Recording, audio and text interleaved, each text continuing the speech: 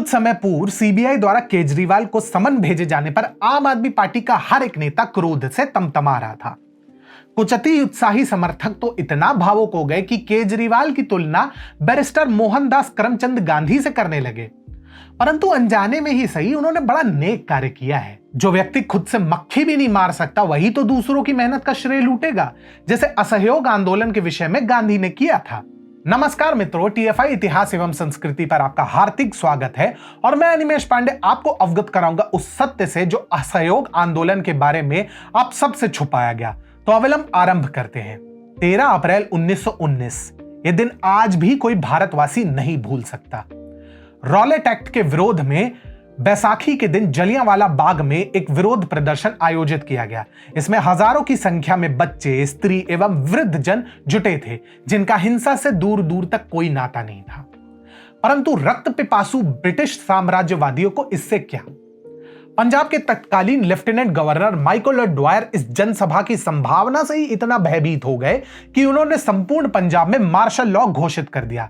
वो भारतीयों की आवाज कुचलना चाहते थे और उस दिन तो अंग्रेजों ने क्रूरता और निर्ममता की सारी हदें पार कर दी। उस दिन brigadier general Reginald Edward Dyer नाम के अंग्रेज अफसर ने बिना कोई चेतावनी दिए उस जनसभा में मौजूद लगभग 5000 से अधिक लोगों पर गोलियां चलाने का आदेश दे दिया और देखते ही देखते सभा स्थल लाशों के ढेर में बदल गया। गोलियों का निशाना बनने वालों में जवान, महिलाएं, वृद्धजन सभी शामिल थे। जनरल डायर की गोलियों का शिकार वे लोग भी बने जो केवल जलियांवाला बाग में मेला देखने आए थे। जलियांवाला बाग में जो हुआ उसका शब्दों में वर्णन करना लगभग असंभव है। परंतु आपको पता है कांग्रेस उस समय क्या कर रही थी? कहा जाता है कि असहयोग आंदोलन इसी नरसंहार के उपलक्ष्य में प्रारंभ हुआ था, परंतु वास्तविकता इसके ठीक विपरीत थी और यह प्रत्यक्ष तौर पर रविंद्रनाथ टैगोर ने देखा। उदाहरण के लिए मोतीलाल नेहरू ब्रिटिश हुकूमत की तारीफ करने में जुटे हुए थे और कांग्रेस का 34वां अधिवेशन अमृतसर में बुलाया गया था। पहले दिन यानी 27 दिसंबर 1919 को मोतीलाल नेहरू अपने अध्यक्षीय भाषण में ब्रिटिश शासन की शान में कसीदे पढ़ रहे थे। उस समय ब्रिटिश शासन के उत्तराधिकारी प्रिंस एडवर्ड एल्बर्ट यानी एडवर्ड अष्टम का 1921 में भारत दौरा प्रस्तावित था।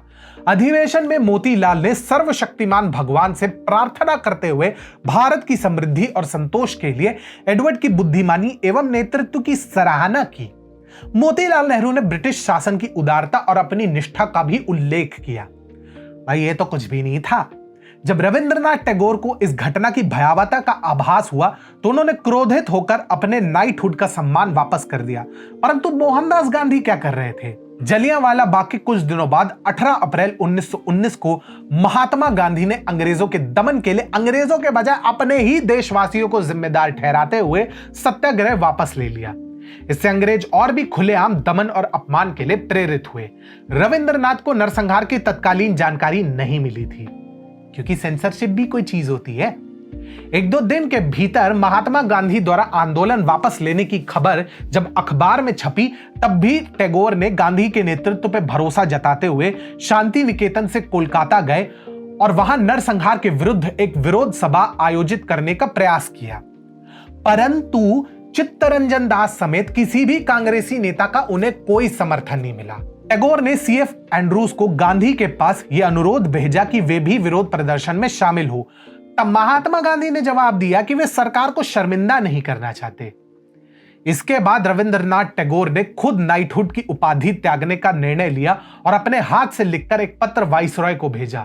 यह प्रत्यक्ष विरोध की एकमात्र ध्वनि थी, लेकिन उन्होंने देश के साथ साथ बाहर के लोगों को भी अपने यादगार गीत एकला चलो रे का सच साबित कर दिखाया। 1 वर्ष पूर्व ही रौद्रम रणम रुधिरम में जब असहयोग आंदोलन का चित्रण किया गया तो आश्चर्यजनक रूप से गांधी और नेहरू का कोई उल्लेख नहीं था और समस्त भारत के अग्रणी नेताओं में से एक पंजाब केसरी लाला लाजपत राय को इस आंदोलन के दल प्रमुख के रूप में दिखाया जा रहा था। परंतु अगर ऐतिहासिक तथ्यों को देखें तो शायद इसमें कुछ भी गलत नहीं था। यह दुर्भाग्यपूर्ण है कि 1919 की अमृतसर कांग्रेस अधिवेशन में रविंद्रनाथ टैगोर के इस त्याग का कोई जिक्र नहीं हुआ, जबकि वाइसरॉय काउंसिल से सी शंकरन नायर के इस्तीफे की प्रशंसा की गई। यहां तक कि पट्टाभी सीतारामैया ने भी the history of the Indian Congress में रविंद्रनाथ टैगोर के साहसिक कृत्य का कोई उल्लेख नहीं किया। ऐसे में रविंद्रनाथ का त्याग अनूठा था, क्योंकि उनमें लोकप्रिय होने की कोई इच्छा नहीं थी और प्रारंभ में वे राष्ट्रवाद के विरुद्ध मुखर भी थे। परंतु ऐसे गंभीर संकट के क्षणों में वो आम लोगों और भारत के साथ खड़े हुए। लेकिन सब गांधी और उसके चमचों की भांति हाथ पे हाथ धरे नहीं बैठे थे। क्रांतिवीर भगत सिंह, जो उस समय मात्र किशोर थे, घटनास्थल से रक्त रंजित मिट्टी उठाकर अपने घर ले गए और देश को स्वाधीन कराने का संकल्प लिया। इसी नरसंहार के एक प्रत्यक्षदर्शी ऊधम सिंह कंबोज ने 21 वर्ष बाद 1940 में ब्रिटेन जाकर सर माइकल और ड्वायर को गोलियों से भून दिया। अब जैसे जैसे वास्तविकता सामने आ रही है, यह भी स्पष्ट होता है कि गांधी खाली क्रेडिट के भूखे थे। भारत की स्वतंत्रता से इनका दूर दूर तक कोई लेना देना नहीं था। आपको यह वीडियो कैसा लगा कमेंट सेक्शन में अवश्य साझा करें।